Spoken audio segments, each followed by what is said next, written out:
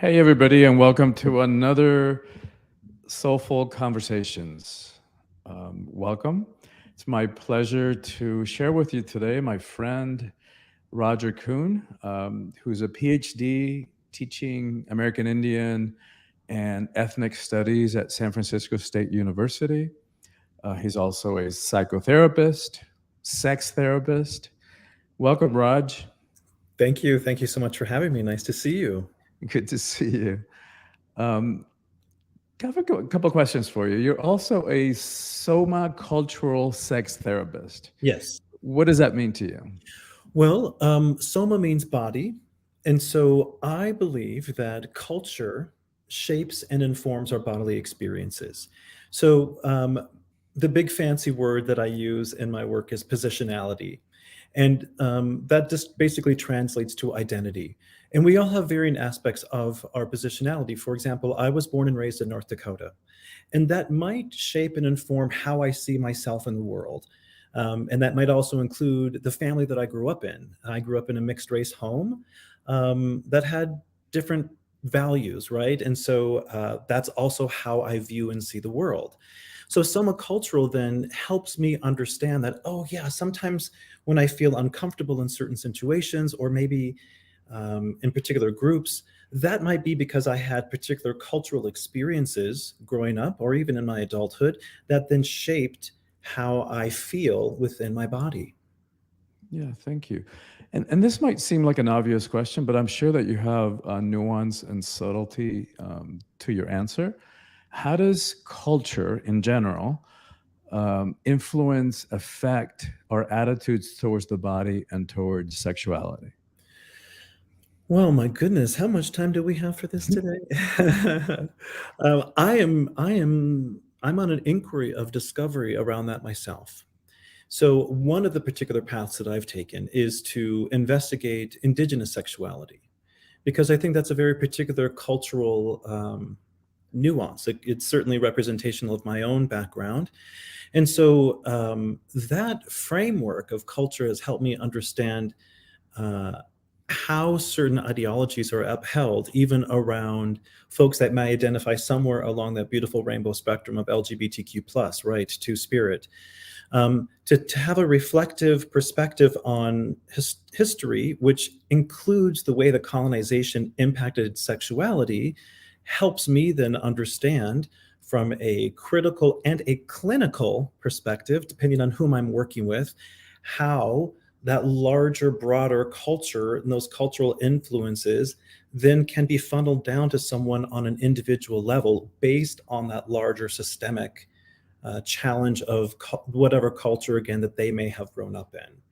And that's how I see it influencing really anything. You could take spirituality, for example, and do the exact same thing, to take a cultural lens and look at spirituality. I do it through sexuality, which I also believe, also includes then spirituality. I don't separate the two in my own work or practice, though anybody could take, and that's what we also call anthropology, right? I mean, Mhm. anthropologists, sociologists are doing this all the time. They're looking at the way culture has an impact on a very particular group or idea or city, etc. Mhm.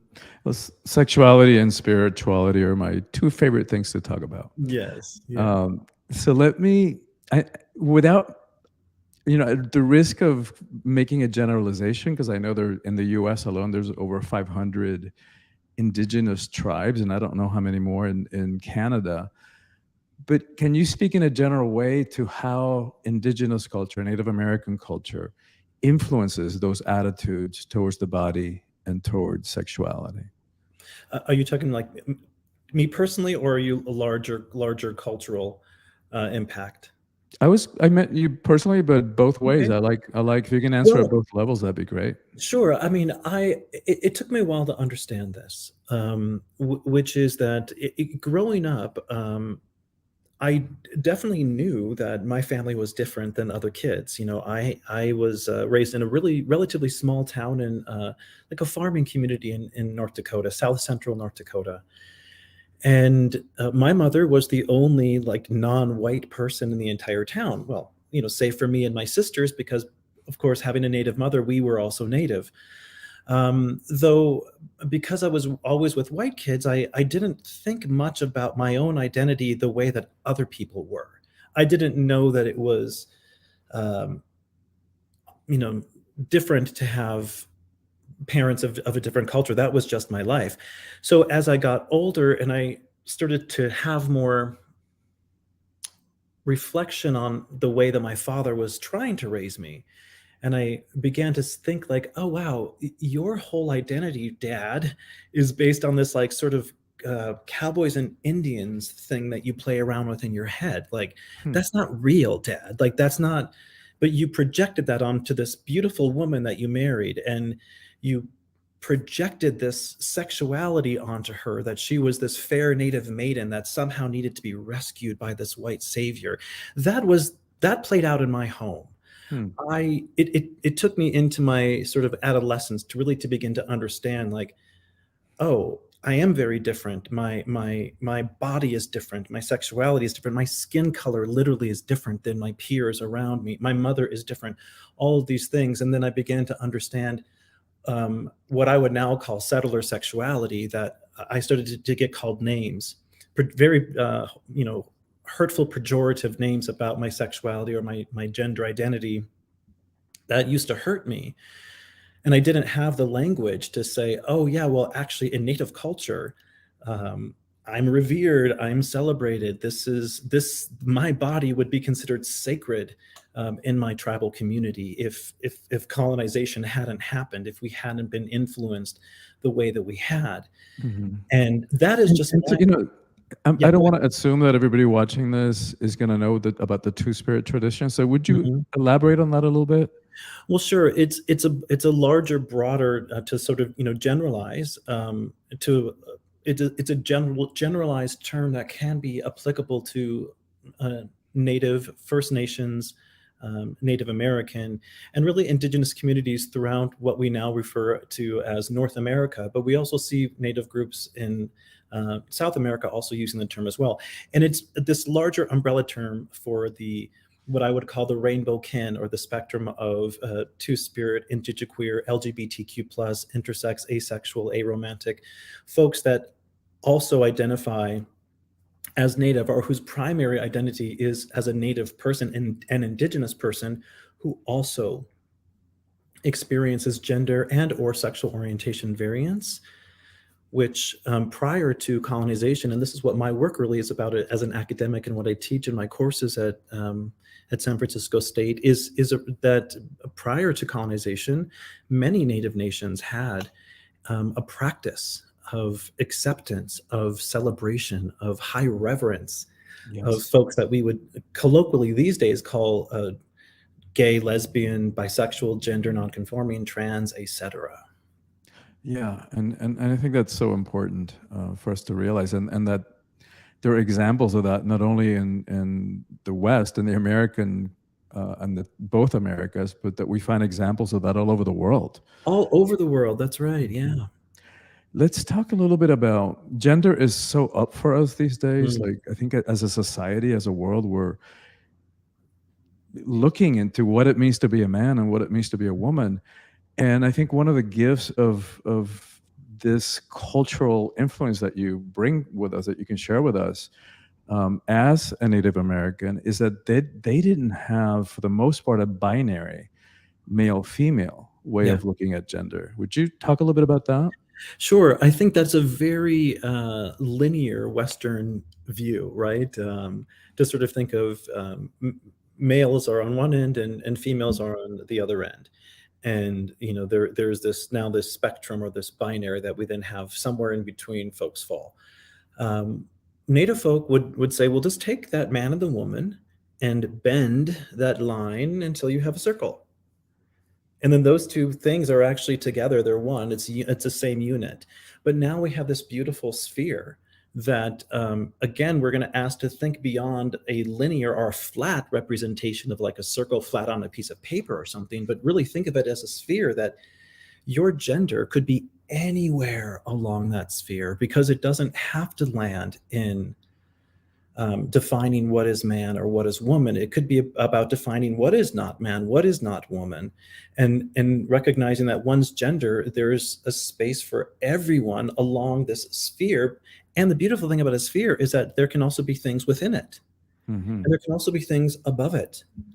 That's the beauty, I think, of indigenous approaches to sexuality, is that we're not thinking about it linear. We're always thinking about a circular perspective, because that is a representation of our community. And since we're a community-based people, of course, we're going to think more of in the circular space. And in that regard, then, you, and however you may express your sexuality, would pretty much be equidistant for me on any other point along that sphere, because our culture would see us as the same.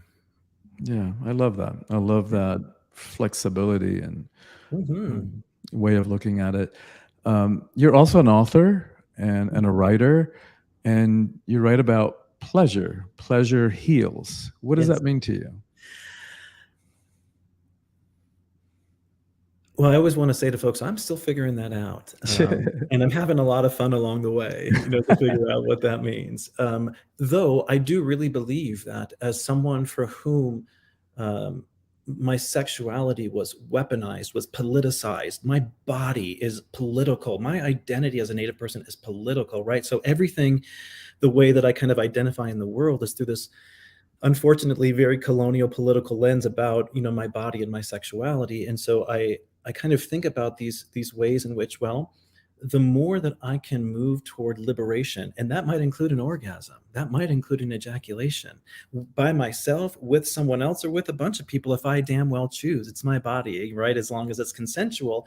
And to me, like, that can be a way of celebrating pleasure, and pleasure heals. And that also doesn't only include sexual behavior. It can include sexual expression. It can include the way that I dress, the way that I style my hair or my makeup or my lack of makeup, or however that is. And also, pleasure can be very healing in regards to what I do with my clinical work as a sex therapist, helping individuals or couples or open or poly configurations come back to pleasure as a tool of liberation. Wow, I love my job sometimes. It's so cool to be able to help folks do that, and to have those discoveries for themselves, and to use pleasure as a tool for that. And then I also think pleasure can be found in a conversation like this, in singing a song, in dancing. And there's so many ways to be expressive with pleasure.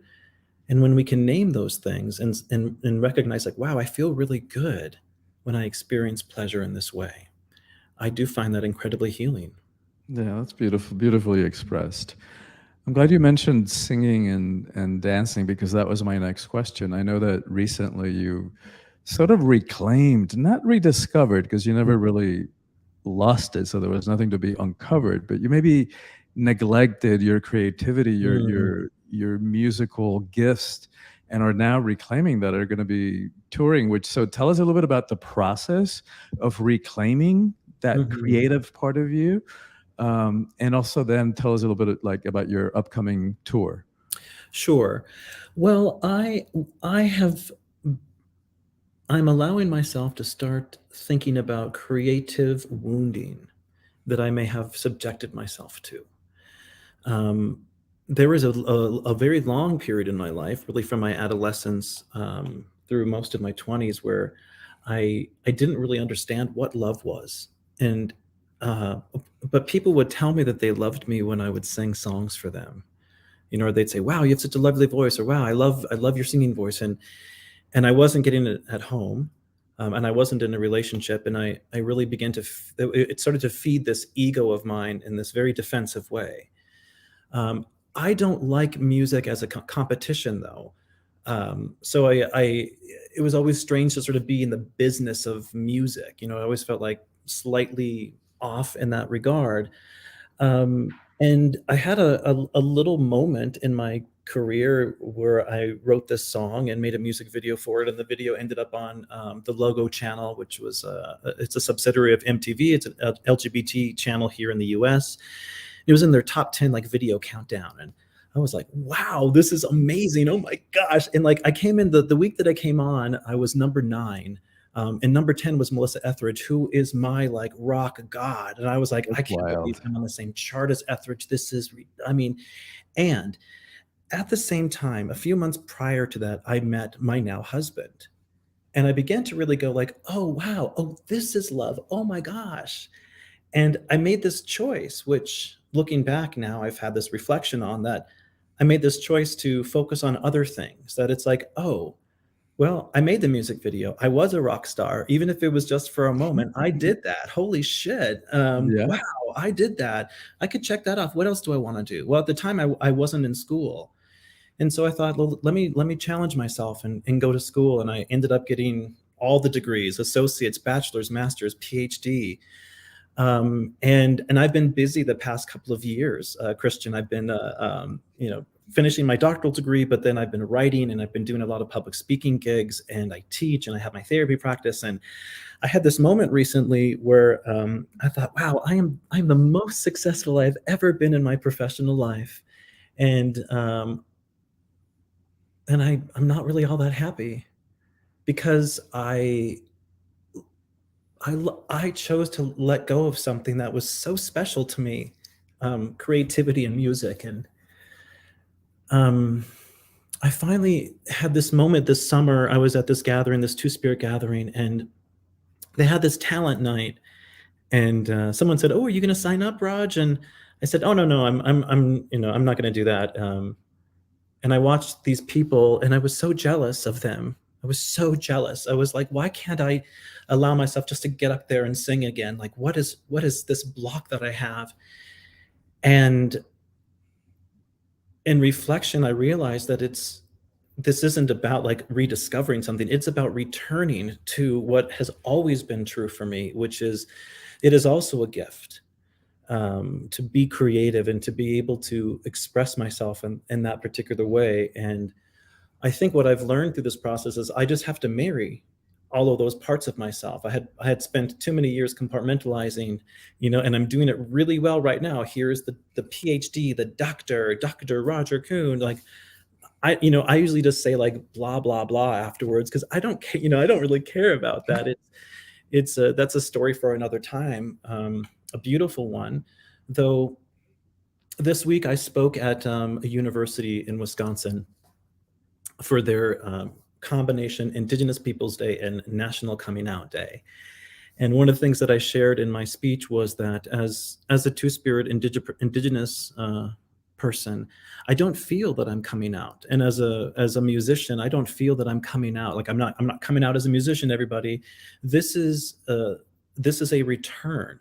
It is a return. My sexuality and my gender and my orientation expression is a return to Indigenous ways that have been here long before. Randy Burns, this friend of mine who is really foundational in this movement, says, before Columbus, we were here and queer.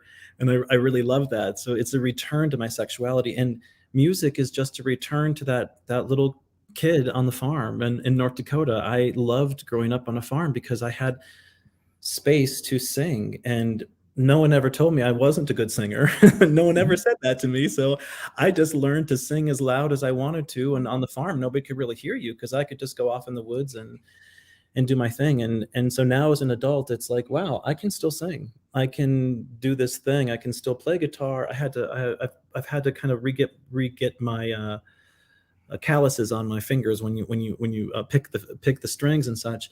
Though I'm really excited, and I'm gonna take it on the road. I'm just kind of winding down my life in a particular way right now, and in the fall I'm gonna give it a go and see what happens. Take it on the road, take my music on the road, and then I also hope to continue doing my work around my research around Two-Spirit folks and Two-Spirit community, and my work is called Two-Spirit Love, and I hope to continue to do public speaking around that topic and just bring all those aspects of myself together in the most alive, full, beautiful, and vulnerable way. Beautiful. And we'll have a link down below in which, so through which people can reach out to you and find out about where you're going to be on this tour. As you were speaking about the way that you relate to the PhD, to those letters behind your name, and looking at your life, there's so many opportunities for shifting identities and uncovering identities or covering identities or positionalities or whatever Yeah. else you want to call it. What is one last question? What is the role of authenticity, Mm. both in creativity and in happiness? Well, I struggle with that word. I don't fully understand what it means as I seek to understand that in myself. And I recently came across, I may have mentioned this to you in our group call a couple of weeks ago. I mentioned it to the group that I'm a Peloton rider. I love my Peloton. And there's an instructor named Tunde, and I'm listening to her book on tape, and I really love it. And she was talking about this moment where, and authenticity was this intersection of truth and trust. And I thought, oh, that makes sense to me. That deeply resonates with me.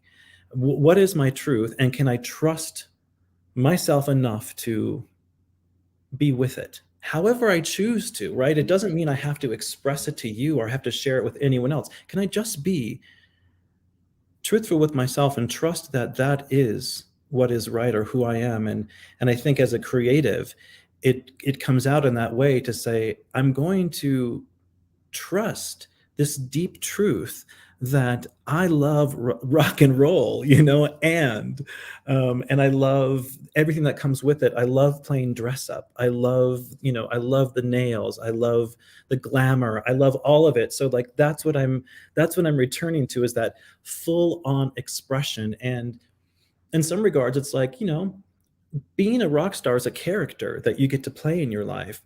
Doesn't mean you have to do that every single day, because that's a new chapter of like, well, what's a rock star? I'm not necessarily talking about music. I'm talking about the way when you get on stage and people respond to you, Mm. because what you're bringing is authentic, and they can see it and they go, I may not fully understand, and this is true for me with a lot of what I would call settler audiences. They may not fully understand what I'm talking about as a mixed race, indigenous, queer person, two-spirit person, but they know that I'm authentically speaking from here. And that's a really, really great place to start. Yeah, beautifully expressed. And Roger and I could talk for hours about any one of these themes. And we're intentionally keeping these conversations short and sweet. So thank you so much for sharing your wisdom, your You're experience, so your welcome. so many of your gifts with us. And again, we'll make sure that people have the way to reach out to you and connect with you. Well, For Mado, we say Mado Muskoki, so thank you, Mado, Mado, Mado. Thank you, thank you, thank you. blessings. And Bye thank bye. you, everybody. We'll see you next week. Have a wonderful weekend wherever you are.